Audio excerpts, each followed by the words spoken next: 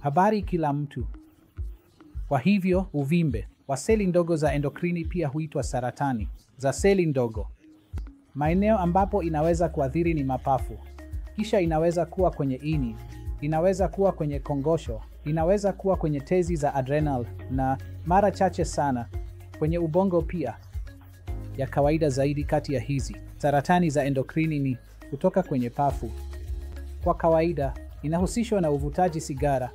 Watu wanaovuta sigara wana uwezekano mkubwa wa kupata saratani hizi za seli ndogo za pafu, na zinaweza kujitokeza kwa njia mbalimbali, rahisi kama ugumu wa kupumua na kutoa damu kwenye kikohozi chao tunachokiita hemoptysis. Kwa sababu ya hili, wanaweza kuanguka kwenye pafu na kusababisha ugumu wa kupumua. Hizi uvimbe za seli ndogo za pafu zinaweza kuenea kwenye sehemu mbalimbali za mwili, ya kawaida zaidi ikiwa ni ubongo.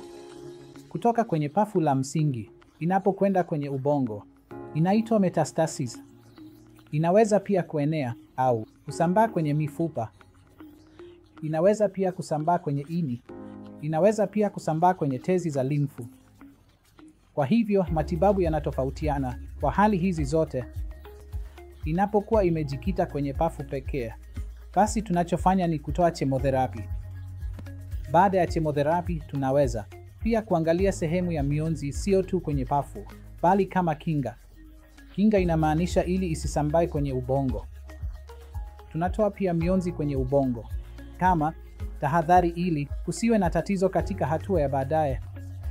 Wakati ugonjwa umesambaa mbali na pafu, tunachokiita metastasis, hasa kwenye ubongo au kwenye ini au kwenye uti wa mgongo au kwenye mifupa, basi tunahitaji kutibu mfumo mzima kama ulivyo. Kwa hivyo, tunajumuisha pamoja na chemotherapy kitu kinachoitwa immunotherapy. Na kwa mbinu hii maalum, tunaweza kufikia udhibiti mzuri wa ugonjwa.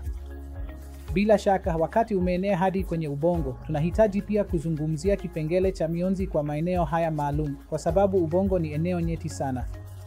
Na ikiwa kuna dalili zinazohusiana na mifupa, tunahitaji kutoa mionzi kama aina ya utulizaji pamoja na chemotherapy.